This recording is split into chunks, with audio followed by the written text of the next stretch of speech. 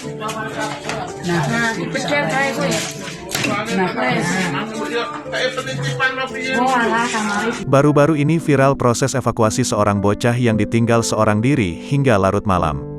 Momen tersebut diunggah akun media sosial Instagram @merapi_uncover pada Selasa tanggal 22 Maret tahun 2022. Seorang balita ditinggal keluarganya sendirian di rumah hingga malam. Balita tersebut pun diselamatkan oleh tetangga sekitar. Diketahui, peristiwa ini terjadi di kawasan Plosok Kuning, Ngaglik, Sleman, Jawa Tengah. Video yang memperlihatkan momen penyelamatan balita tersebut terekam dalam video amatir yang diambil oleh salah satu warga. Dalam video berdurasi 46 detik itu terlihat seorang balita laki-laki yang berada di dalam rumah. Kondisi rumah tersebut gelap gulita. Salah seorang warga berusaha menenangkan bocah tersebut sambil menunggu proses evakuasi. Sontak video tersebut banjir komentar warganet.